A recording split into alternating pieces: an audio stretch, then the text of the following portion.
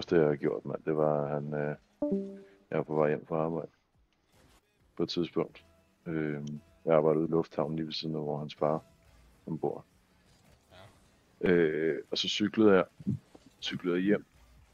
Og klokken lort om aftenen, da klokken har vel været, ikke, 12 eller 1 eller sådan noget. Det var helt mørkt, ikke? Ja. Og hans computer, altså der var slukket hele huset. Et kæmpe hus, jo. Ja. Det eneste rum, der var lys i, det var computerværelset. Jeg boede ikke hos ham på det tidspunkt. Okay. Det var bagefter.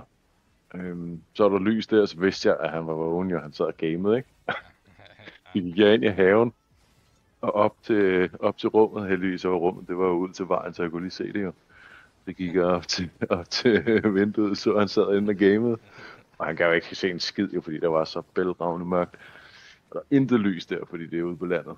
Så hammer jeg bare på ruden, og gemmer mig ned under. Der er sådan en, jeg ved ikke, der er 1,20 meter op til vinduet, eller et eller andet, ikke? Måske 1,10 meter eller andet.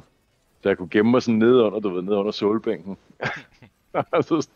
så først blev der helt stille inde i rummet. Der skete ikke en skid derinde, vel? Og jeg sad og ventede i sådan noget, det ved jeg ikke, 5 minutter eller sådan noget, ikke? Det var fucking grineren.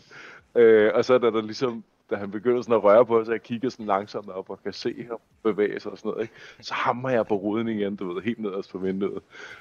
Så gør han bare panik derinde, ikke? Det han så gør, da han går hen til sin fars skrivebord, så står lige ved siden af hans computer, så tager han den her brevåbner, som er formet som en kniv, og så stiller han sig hen til ruden. Jeg ved ikke, hvad fuck han havde regnet med. Og så står han bare med kniven oppe, du ved, som om han vil stabbe mig. Og så